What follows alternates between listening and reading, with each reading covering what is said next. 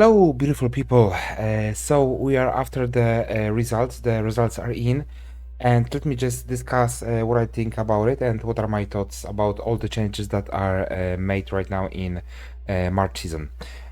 With great majority of the changes, basically I agree. To be honest with you, with some of them I completely don't.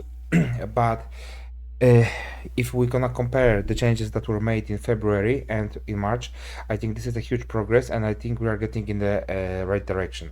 And to be honest with you, I'm like kind of, I would say, positively surprised that it went in this direction. And let's hope it's gonna be this way. So let me just go through all the cards and let me talk about it. So first, it's shiny. This is card that used to be played quite a lot. Nowadays, it's not being played at all. To be honest with you, the change is not that big. I would say it will not have like tremendous impact on this card. It's gonna be pretty much the same as it was. Maybe some people they will just play this card only in order just to have some kind of a notion how to play with this card, but it will not be some kind of a revolution. So I don't think the impact is like visible. Regarding Vesemir, also this is a really small change. This 1 point of power increase doesn't mean anything. It's good that the Witcher archetype is being buffed. In my opinion, this is a good change, just like shiny. But will it gonna change a lot? No, not that much. Alumni, yes, this is a big change. Right now, finally they got stronger, and I think for a card which costs 6 points of provision, definitely they should have at least 5 points of power, and this is a good change. As long as the students are like this, they have 4 points of power. I don't think it's gonna be some kind of a revolution. For sure this archetype will get stronger, and that's good because we need also different archetypes to be played, not only this northern realms zeal with orders, and I mean so on and so on. My god, it's like all over the place, and this is the only NR deck that is being played. So that's good that that this archetype got buffed, and let's hope we're gonna see this archetype quite often. Demon Pirate, amazing change. You will be able to play this card in at least 2 ways. This is a huge impact on the pirate archetype. And I would say thanks God. Maybe right now, once you're gonna face Onslaught, it's gonna be something different, because I'm really fed up with this, like this damages all over the place and this cataclysm and so on and so on. I mean, guys, this is too much. I really wanted this archetype to be nerfed. Unfortunately, it didn't happen. At least some cards that can be, I would say, some kind of a competition to the one that they are being played, they are introduced. So let's hope we're gonna see more of these cards in the Pirates archetype. Witch Hunter Executioner, also a good change. I think for 4 points of provision, this card was too easily removable. Also, bounties and blood money, it's not being played that often comparing to the other archetypes. So I really agree with this change. Griffin Witcher, also I agree with this change. Perfect. Another boost for Witchers, and also this card for 5 points of provision, it should have at least 5 points of power, regarding the situation that it doesn't deal many damages. Once you drop it on board, you just need to be patient, and this card needs to survive for a long time to pay off. Hefro Singer, also a great change. Let's hope this card will be more visible in the game. I don't think it's gonna be some kind of a revolution, to be honest with you. I don't think we're gonna see it a lot. Obviously some guys, they will experiment. Maybe I will also create a deck with this. It's a slight change, I would say, but nothing spectacular. Demon Smuggler, well, to be honest with you, this is a big change, and once again, this is a pirate archetype, so let's hope we're gonna see this card more often. Thanks God, to be honest with you. I hope I will see more of that kind of cards in the game, than like just this devastating cataclysm and 10,000 damages every turn. Griffin Witcher Adept, I think this is the biggest change. regarding the point increase, and this will have a big impact on the Griffin archetype, and definitely this card will make this deck much stronger. Infantry, yes, great. This is another option for Northern Realms.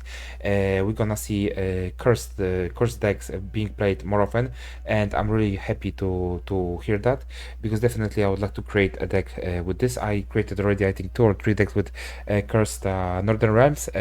It's good that they got buffed, and definitely I will also create a deck not only with Alumni but also with this curse unit. Power decreases, Madame Marquise. I mean, guys, just leave this card, leave it alone, let it be the way it is. I think 14 points of provision, it's more than enough. There is no point of, destroying this card. It was 4, right now it's 3. What's the point of, changing this card? It is how it is. It's right now, for me, for this 14 points of provision, it's perfect. You don't need to change anything. It's just the way it should be, and let's just focus on some different cards, and let's leave this Syndicate behind, because it's gonna be like some people, once they're gonna get into this mode that they try to make a card weaker, I mean, they're gonna just go all the way until this card will be not played at all, and this is a very interesting card. In my opinion, this is a very good card with thinning option, with some engines on board. This is amazing card and it should be played. So I would say don't devastate the game, just leave it as it is right now. Capitaniago, the same situation. I don't know what is the point of destroying this, and I mean, it will not have any kind of an impact with this 1 point of power. It would be better to use this 1 point of power on some bronzes, because then you have 2 cards which are bronze cards, and then you basically, by just reducing 1 point, in fact you are reducing 2 points, and it has an impact. For a card like this, it has no impact at all, so it was just a vote which was wasted, just like Madame Marquise. Lara Doran, this is a good change. Definitely, this card needs to be played not only in the Swarm decks, but also in regular Frost decks. For now, it's still not. I mean, it is impossible to play it, to be honest with you, in a regular Frost deck. So, since we are playing this with Tattering, it will have 0 impact on this card, because it's always with the 1 point of power, so nothing will gonna change basically. Regis, guys, another request, please just leave this card. It's enough, it was 20, right now it's 17, and it's gonna be like every month story until we're gonna reach a point when it's gonna be 10 for 10, and this is ridiculous.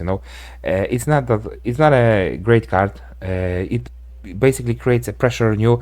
You need to win round 1 with this, then you need to win round 2, and so on and so on.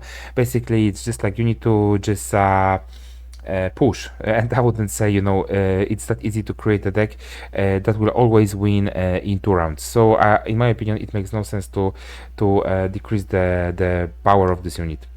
Ranfard, it is a boost.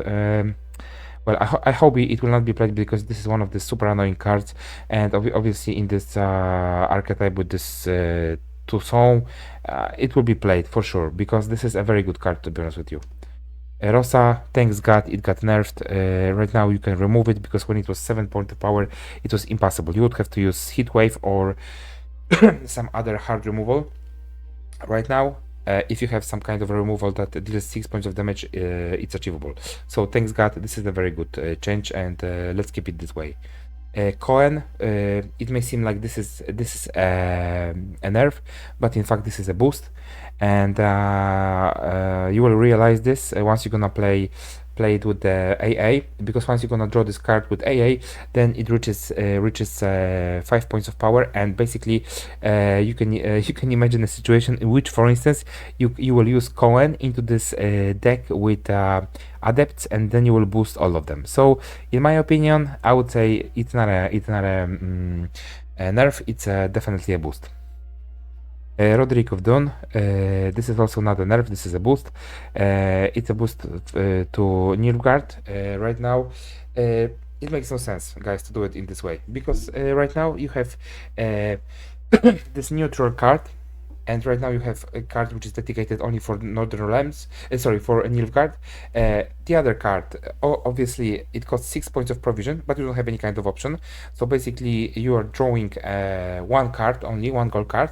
Regarding this card, you have two options. It was 2 for 6, in my opinion, it was perfect. Right now, it's not, because it should be once again changed into 2, so it would have some kind of difference between the other card. Otherwise, guys, it makes no sense, because these cards, they are not even, this is definitely a better card. So I mean, what are we talking about?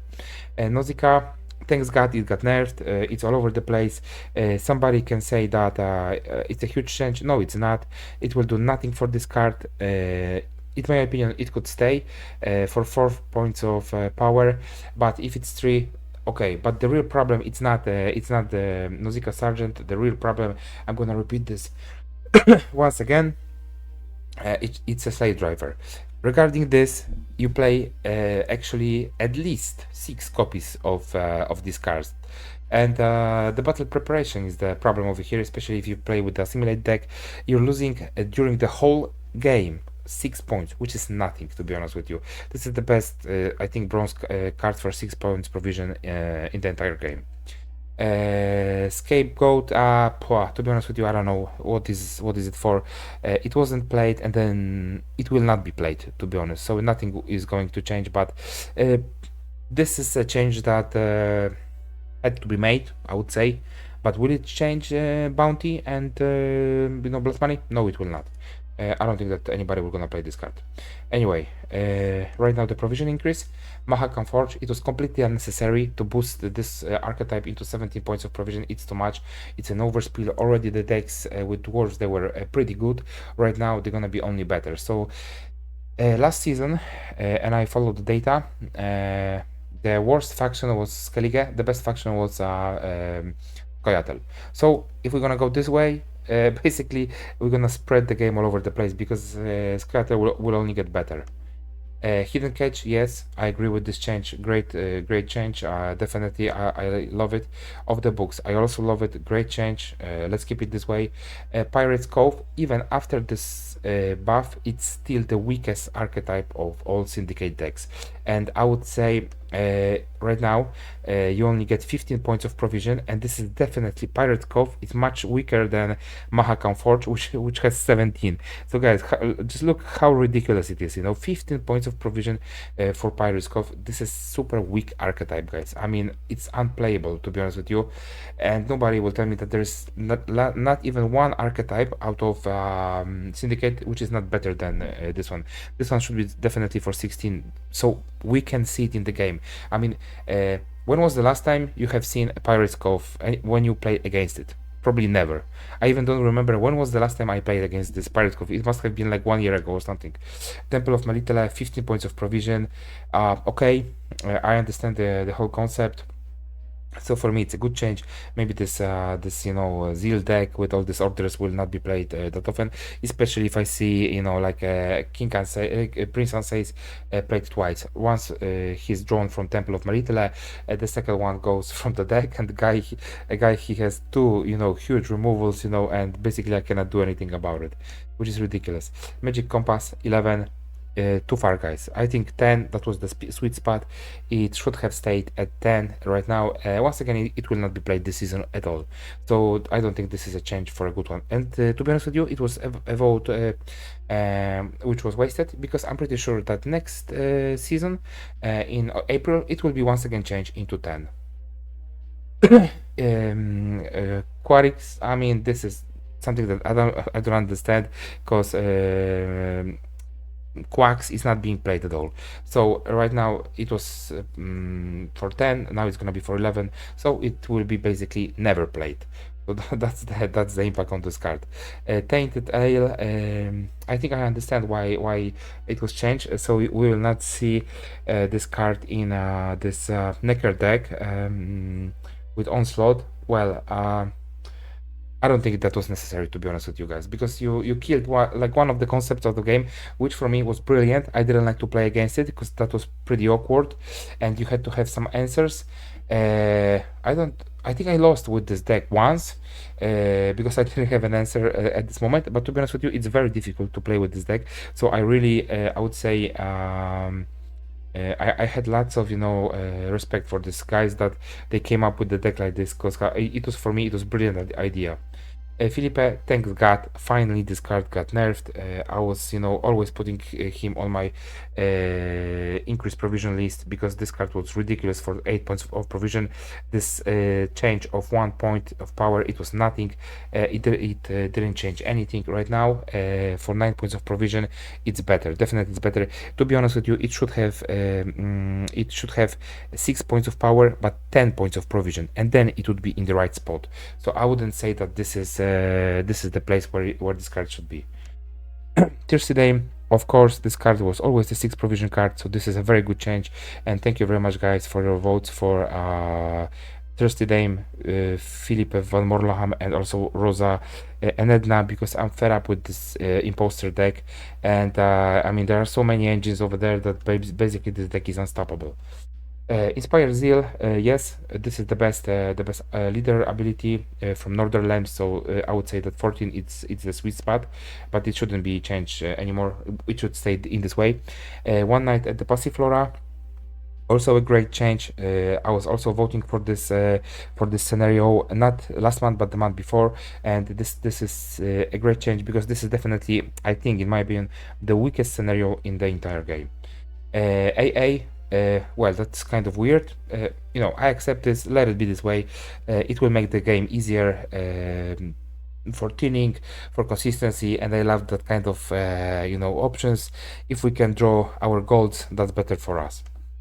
Keldar, also a great change. I would say right now it's on the sweet spot. It should stay in this way, especially if you're gonna think about it, that this card can be easily removed with using offering. So with a 5 provision card, it can be easily destroyed. John Natalis, I was also opting for this card, and I was talking about it a long time ago. It was crazy that it had 2 points of power and the cost was 8. And basically nobody played this card. Only the guys who were in some kind of a way not informed, maybe, that there is Lady of the Lake. Because I mean, if you have a Lady of the Lake and you have Jonatalis, I mean, why would you even play, Jonatalis? It absolutely had no sense, but right now 247, yes, great change. It should be like this, and it should stay like this. Raiding Fleet, also a good change. I'm happy about it. Right now I think it's gonna be playable. For 7 points of provision, it was definitely a way too expensive. Botchling, also a great change. The cursed archetype, it's very difficult to play. You need to basically make a setup for this unit. It's not easy, and definitely this deck needs to be cheaper. And 6, it's a great change. Selective mutation, great change, absolutely. I was talking about it for a long time. It should have been changed a long time ago. Rune Ward, great also. Definitely for 6 points of provision, that was too expensive, and I really couldn't understand why it was so expensive. Abordash, also a great change. Nobody played this card right now. If the cost is changed, I think we can see this card in the new version of the Pirates deck. So these are my thoughts, guys. Generally, to be honest with you, I'm very happy about it. I don't agree, obviously, with all of the changes, but I would say with 70% of them I do. And obviously, some of the changes could have been done better, and there are some cards that should have been changed, maybe as a priority.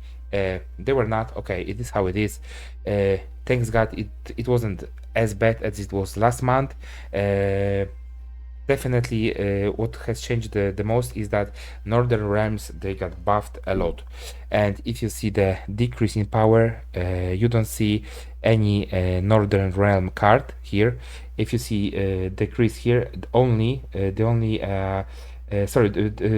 increase in provision, only the Temple of Malitela, only Inspired Zeal, And that's it, guys. And I mean, to be honest with you, like the slots are open right now. We have many archetypes that can be played. So Witchers out of Northern Realms, Alumni out of Northern Realms, Curse decks out of Northern Realms, and New Pirates. So I would say it's perfect. Definitely NR will be played the most, especially at the beginning of the season.